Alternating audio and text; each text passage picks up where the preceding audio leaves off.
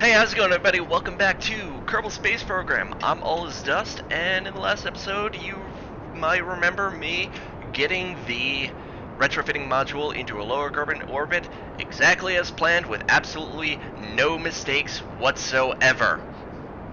Yes. So, as you can see, I am adjusting my orbit. I've already risen my apoapse up to get closer to the target orbit.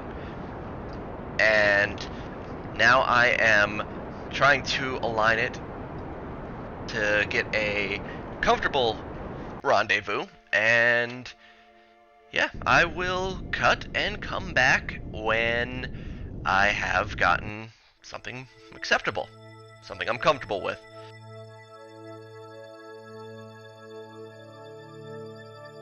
Alright, here we are. I've set up an acceptable trajectory, and now I'm just setting up, pointing towards the target. And God, I love how picturesque this game can be. Picturesque. Yeah, again, words. How do you do that? I don't think I've had enough coffee, but I am time warping just to, obviously shorten it because I'm not gonna wait however long it takes. I know there are some people out there that want to see, or that think they want to see a real-time flight, but honestly, you don't want to be staring at your ship for minutes, hours, days that it takes to get to your target node. But anyway, here we go. We're burning. I feel satisfied with the orbit.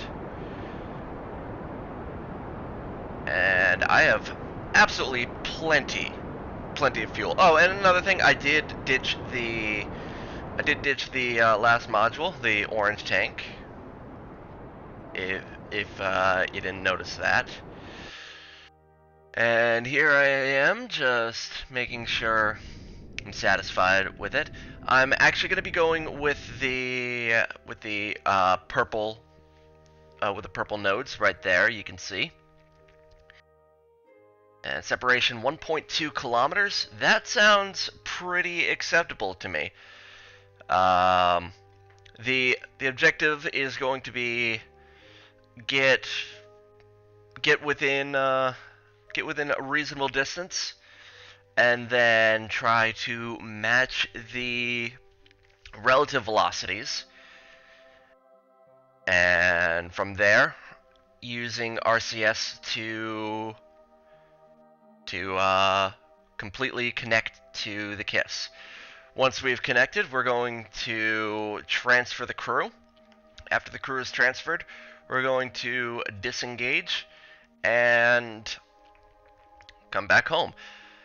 The module does have lights, as you can see, and that's so if I rendezvous on the dark side of the planet, I will still be able to see the docking node, or the docking port, which, if anyone has ever done a docking on the dark side of a planet without these lights, it's really difficult.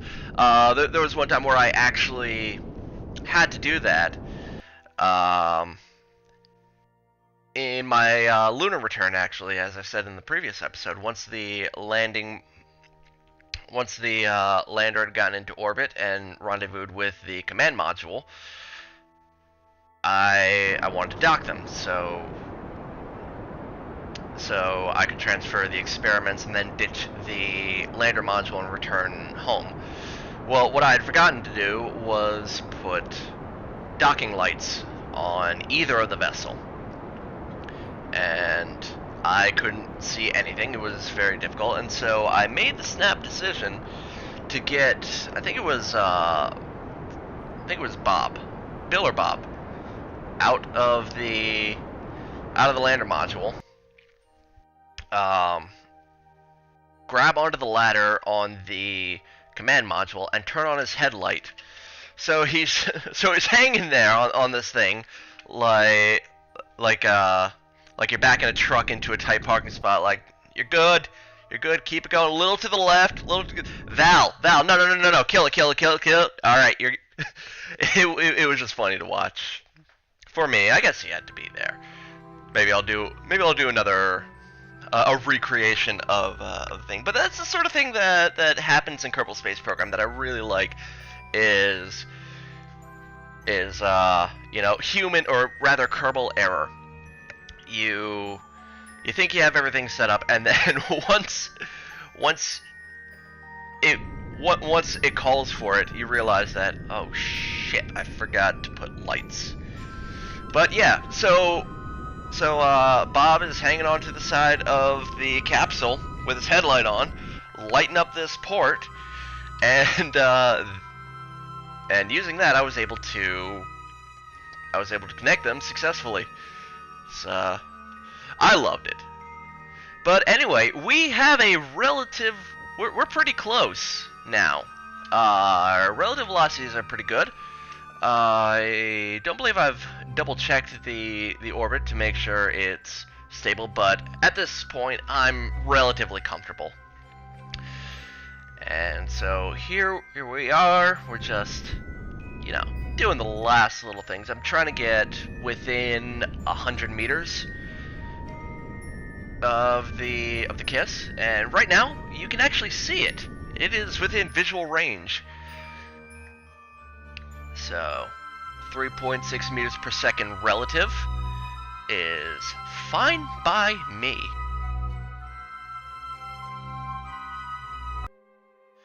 And here we are, closer still. I am right now retracting all the solar panels on the KISS, preparing for docking. The module, or the retrofit, is within docking range, and I want to protect these as much as possible. I don't want them breaking off. I don't want, just in case there's, you know, an accidental nudge, which may or may not have happened in previous simulations, of course, and I didn't quick save or any of that. So anyway, I realized the folly of my ways, because the 4 RCS ports that I put on are not moving this thing. They're struggling as hard as they can, and next time I go up, I'm gonna add more RCS ports, or learn how to properly fit the more powerful RCS ports. How many times can I say RCS ports in one sitting? Anyway, we flew past it just a little bit, and it's a touch of thrust. No big deal. And just killing as much as possible. We have plenty of RCS, or monopropellant, so we don't need to worry about turning off the RCS. So does the KISS. And right now the KISS is going to be nice and orient itself. Now I don't have a dorsal indicator on this, so you know, a little bit of a confusion in orientation. And yeah, all those RCS ports, that's what I need on the retrofit module. Anyway, they are now in docking position, and both ports facing each other. Just, you know, micro adjustments right here. And getting closer now. Very, very close. Yeah, I'm pretty sure it was at this point that I gave up on the retrofit module and had the KISS itself dock with the module, or at least get into a better position. And that's the KISS. That's the module. Just backing up, trying to kill more velocity. Look how slow that's moving. Oh, I was going the wrong way. And all of this is, you know, a little bit of a orbital dance that we perform. So we're getting closer now.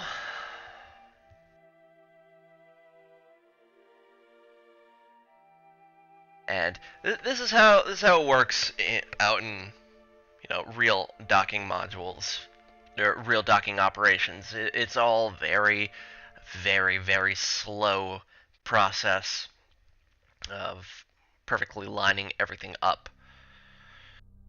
And again, a little bit of confusion with the way the kiss is pointed. And just little bursts. I'll cut back once we are about to dock. And here we are making our final docking approach. Both vessels are just about there, just waiting for the magnets to engage, and click! Like a glove! First try!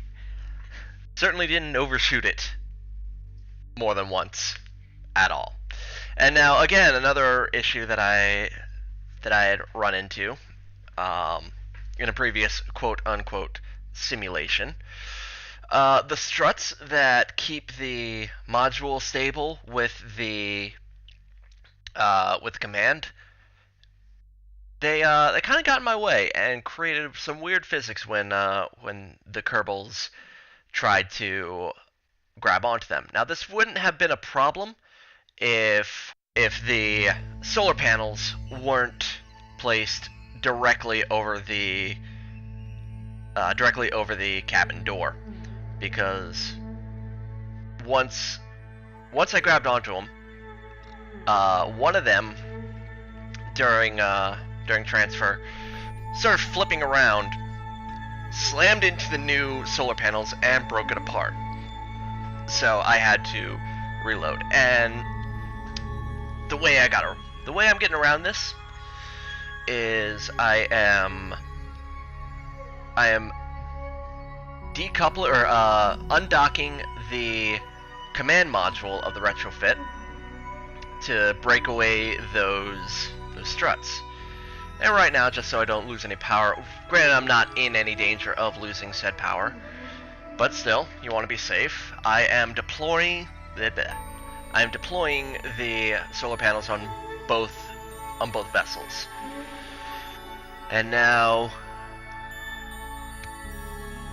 yeah, both ships are motionless. There's no magnetization. They are not docked. I'm just separating a little bit so I don't accidentally reconnect and slam into the solar panels again, because, well, yeah, it's annoying to redo all this. And here we go with the crew transfer. The solar panels are extended and they are working just fine. And for the most part, this is a relatively simple procedure. I did it the hard way. Both vessels are horizontal. It's ideal to do them vertically, and as you can see on the KISS, the entry port is on the underside, which could cause some issues. So what I did here was I just rotated it. I didn't think about going vertical until, a little bit later, as you'll see. But for the most part, this is a relatively simple procedure, and I'm not going to bore you with, going through all this and transferring each individual one. I'm sure there's a better way of transferring the Kerbals, but this is the way that I did it at the time. So I'll cut to pretty much the final moments of it.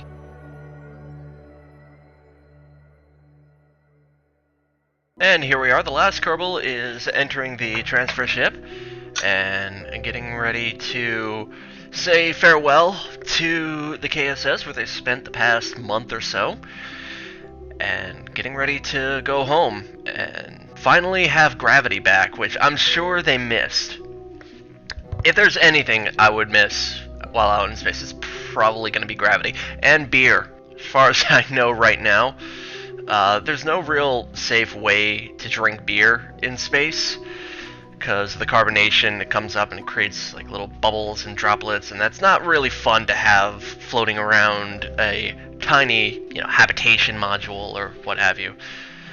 I've heard that they're working on a beer that's uncarbonated, that's okay for astronauts to drink while in orbit, but I haven't heard much about that. Anyway, we have separated, and I wasn't going to go full blast or to create distance, because, you know, at that close range, you can blow off solar panels, and that's not good, especially since we spent all this money putting them back, putting them up there. And I don't even need to set a maneuver node at this point. I can just, for the most part, eyeball it by reducing my parallax and using the atmosphere to actually slow me down in a maneuver called an aero brake. Most of this is fairly routine stuff. Just trying to hit the atmosphere at a decent altitude. I want to hit enough so that it slows me down, but not too much that it will burn me up.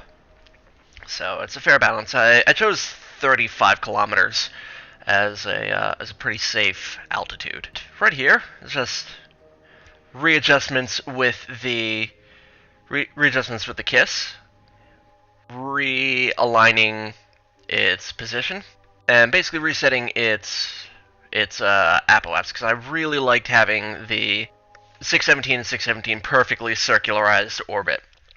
So, and you can see it wobbling a little, and it's getting a little long. We're probably not going to be putting anything else onto it other than, you know, adding new crew every now and then. Now, I know some people like to play like full realism and add like life support mods. I'm not really a big fan of that, because it's just, you know, I mean, yes, it adds to the realism. However, it's more just bean counting and do we have enough supplies to make it this far. It just adds a unnecessary part of the game if you just want to experience the game. In another save, I might just do that. I might go full realism as I can with remote tech and life support modules and all that. From here, it's a relatively simple process. I'm just going to be fast forwarding to re-entry with the transfer vessel. And so here we are with the final descent. Last checks being made, decoupling, and yes, there we go, clean separation. And for the most part, it's going to be just a routine re-entry.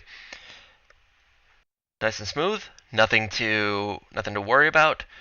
Everyone's going to get home safe, we hope. Maybe.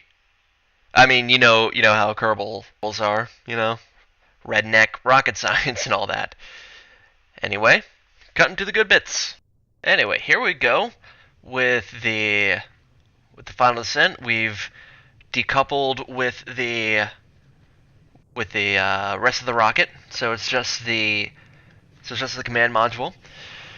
Reentry is giving them a nice view of the giant crater on the side of Kerbal, and there we go. There's the heat cone. I did put way too much ablator on it. In this version, the ablator it doesn't really do a whole lot. Yeah, it protects the ship, but you don't need as much as they give you, and it's just wasted money and wasted weight. As you can see, the flames have started, or the friction, whatever that is. I honestly don't know what that phenomenon is. I know what causes it. It's, you know, the friction of re-entering the atmosphere at hypersonic speeds, and the atmosphere slowing you down, or the atmosphere pushing against you, basically. But I don't know what the cone effect is. I know when you go supersonic and there's that little cloud around a ship, it's called a Mach cone. I'm not sure if it has a different name. But anyway, here we go, slowing down. So down, the flames have died out. We barely used any ablator whatsoever. And we are in the atmosphere, slowed down to a reasonable velocity. Going to be deploying the parachute any moment now. I don't want to deploy it at, there we go. I don't want to deploy it at supersonic speeds, otherwise bad things could happen. And you obviously don't want to deploy the parachutes during reentry because they will just burn off and your vessel will just hurtle to the ground and kill everyone inside. But here we go. Last moments of the flight. all the Kerbans, except for Jeb. Obviously, Jeb's all fine. But all the Kerbans are freaking out like, oh god, what is this? Gravity! How do I even? And here we go. A couple meters above the surface. Except within acceptable speed. And touchdown. Perfect. And now we recover the vessel. And that was that. That was crew transfer and a retrofit of the space station. Here we are, back at mission control. Final debriefing. No one earned any XP because no one did anything that hasn't been done before. But anyway, thank you all so much for watching. I really appreciate it. I look forward to your comments because I'd love to hear feedback. But anyway, I'm All Is Dust. This has been Kerbal Space Program. Y'all have a good day. Peace.